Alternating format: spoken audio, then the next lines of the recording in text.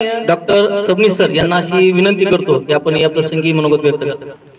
आदरणीय सबनीस सर हमारे शहर की पहचान जान और भारत में नहीं विश्व में उनकी पहचान, जिन्होंने हमारी पहचान की। हमारे एक कॉल पर वो बहुत बिजी शेड्यूल व्यस्त थे, उनका पारिवारिक कार्यक्रम था जालना में, वो सब छोड़कर आप लोगों से संवाद करने के लिए आज जालने के मशहूर दवाखानों में सब में बड़ा दवाखाना निरामय हॉस्पिटल जो पूरे जिले के अंदर अपनी पहचान बना चुका है, जिससे बहुत सारी सुविधाएं दी जा रही है, बहुत सारे शिविरें ली जाती है, तो बहुत बिजी रहते हैं डॉक्टर साहब। मैं भी जब बताने जाता हूं तो 2 घंटे प्रतीक्षा करना पड़ती है। ये आप लोगों से संवाद करने के लिए आए हैं, तो आपसे विनंती है कि बहुत ही आदरपूर्वक सुनिए।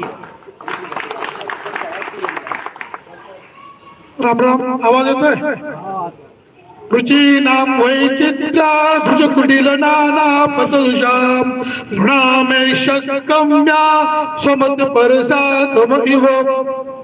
अर्थ असा आहे की जसं पाण्याचा जलबिंदू, पाण्याचा एखादा बूंद थेंब शेवटी समुद्राला जाऊन मिळतो।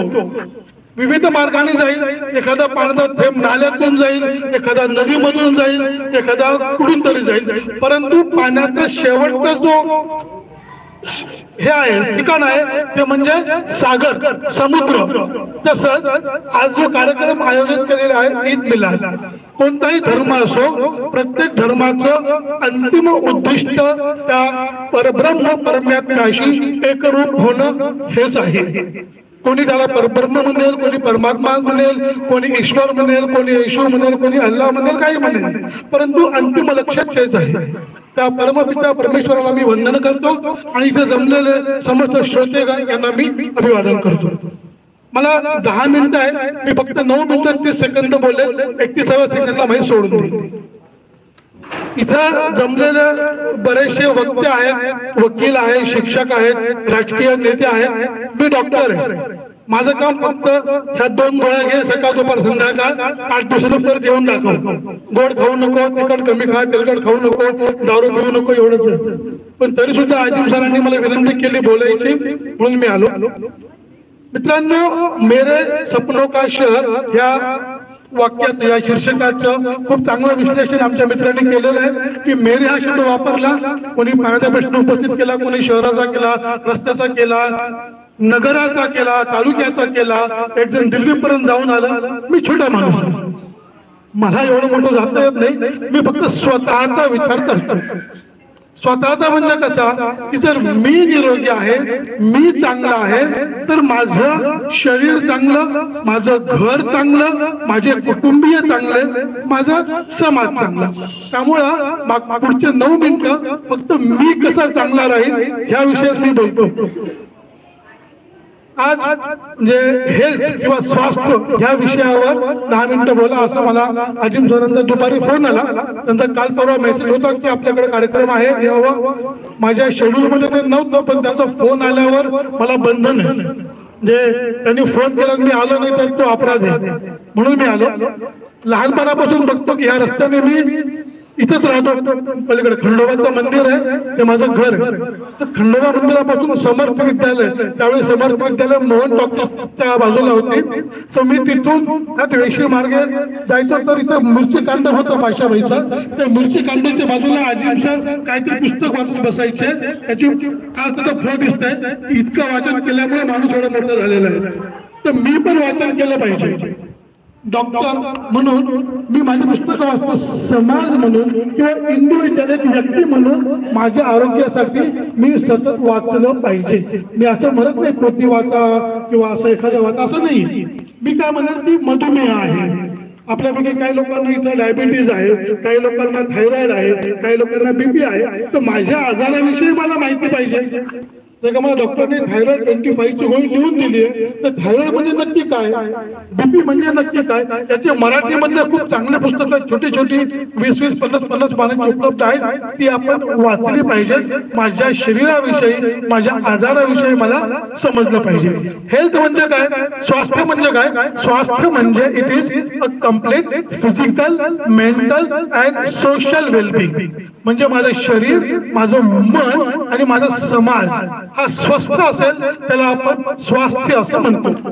मग माझं शरीर स्वस्थ राहण्यासाठी मी काय केलं पाहिजे, तर खूप छोट्या गोष्टी आहेत. छोटे छोटे बदल जर आपण केले तर आपलं शरीर निरोगी आणि निरामय राहू शकतं.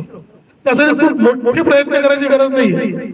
आता आपण ईद मिलाद कार्यक्रमाला मस्जिदमध्ये बसलेलो आहोत, तिथं सकाळची फजर असते, बरोबर आहे. फजरची नमाजला सकाळी 5:30च्या आसपास उठतात. आपण काय म्हणतो, राम प्रहरी उठावं.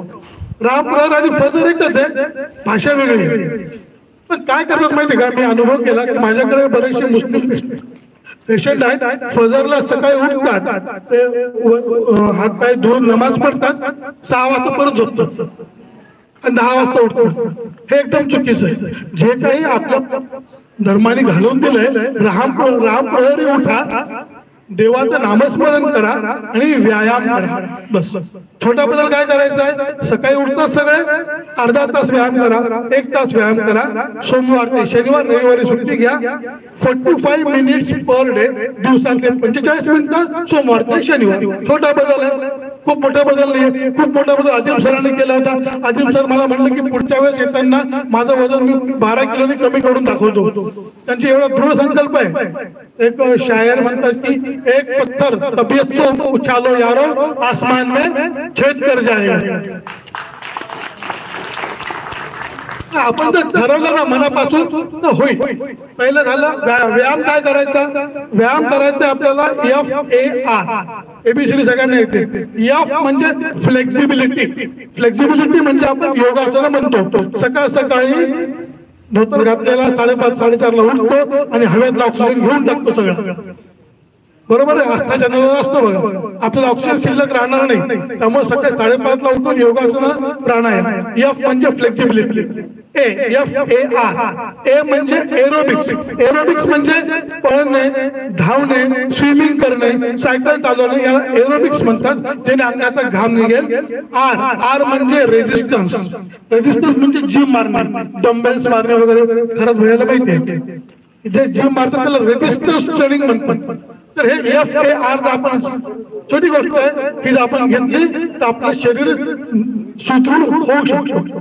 त्यानंतर आहे फूड. आपण आहाराबद्दल बरंच बोलतो की फक्त एक छोटा रूल आहे, 5-3-2 रूल आहे माझ्याकडे, की आपण जर आहाराचं 10 भागामध्ये विभाजन केलं तर त्यातला 5 किंवा 6 भाग हे प्रोटीन असलं पाहिजे, फायबर्स आणि प्रोटीन्स असलं पाहिजे. 3 भाग हे फॅट्स असलं पाहिजे. आणि मग काही नॉनव्हेज आयटम्स किंवा ज्यांना नॉनव्हेज शक्य नाहीये, पनीर किंवा डाळी अशा प्रकारचे ज्यामध्ये अजून हाय प्रोटीन्स आहेत ते असलं पाहिजे. हे खूप मोठी स्लाइड आहे माझ्याकडे. मागच्या वर्षी मी रमजानच्या महिन्यामध्ये जालन्याला एक मुजीब भाई म्हणून आहे, तर त्यांची असं असोसिएशन आहे, तिथं मला त्याने 30 मिनिटं बोलवलं होतं. तर असा समुदाय होता, सर्व मुस्लिम लोक होते. तर त्यांनी माझं 30 मिनिटाचं लेक्चर अजून वाढवलं आणि मी 50 मिनिटं बोललो फक्त रमजान महिन्यामध्ये रोजे कसे करावेत, कसे करू नये याबद्दल. अजून 3 मिनिटं शिल्लक आहेत माझ्या. त्यानंतर किंवा मी डाएट सांगितलं, मी व्यायाम सांगितला. अजून एक आहे की जे आपलं सामाजिक स्वास्थ्य आहे, सामाजिक स्वास्थ्य 2 गोष्टी अवलंबून असतं. एक ईशा नावाचा शब्द आहे, ईशा, लोकेशा, कांतेशा आणि वित्तेशा. वित्तेशा म्हणजे मला वित्त मिळलं पाहिजे, मला पैसे मिळाले पाहिजे. जर का मी चांगलं शिकलो, चांगलं कमवलं तरच स्वास्थ्य चांगलं राहू शकतो. पैसा बहुत छोटी चीज है, पैसा बहुत मामूली है, वो जीवन में सेकेंडरी है, प्राइमरी नहीं है. ऐसा बोलने के लिए जेब में पैसा होना चाहिए. उपाशी पोटी आणि रिकाम्या खिशी अध्यात्म होत नाही. रिकाम्या पोटी चांगलं स्वास्थ्य राहू शकत नाही.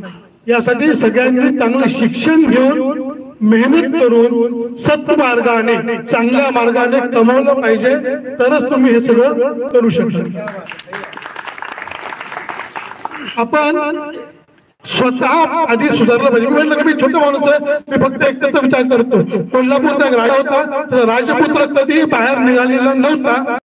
मेच्या उन्हामध्ये कोल्हापूरचा राजपुत्र बाहेर फिरायला निघाला, पायामध्ये चप्पल घालत असतात हे त्याला माहिती नाही. तो चालत पाय भाजायला लागले. तो म्हणाला, प्रधानमंत्री पूर्ण कोल्हापूरला तांबडं पांघरून टाका. पूर्ण कोल्हापूरला तांबडं पांघरा असा राजाचा मुलगा म्हणाला. अरे बाबा, स्वतः चप्पल घाल ना. पूर्ण शहराला किंवा पूर्ण कोल्हापूरला तांबडं पांघरायची गरज नाहीये. माझ्या घरी पाणी येत नाहीये, माझं घर अस्वच्छ आहे, तर मी आधी बदललं पाहिजे. माझं शरीर सुदृढ करण्यासाठी मी बदललं पाहिजे. डॉक्टर काही करणार नाहीये. तुम्ही आजारी झाला तर मी ट्रीटमेंट करेन, परंतु तुम्ही आजारीच पडू नये अशी माझी इच्छा आहे. शेवटचं म्हणतो आता की आपल्याच लोकांनी माझं कौतुक केलं, त्याबद्दल मला खूप बरं वाटतं. नाही तर आज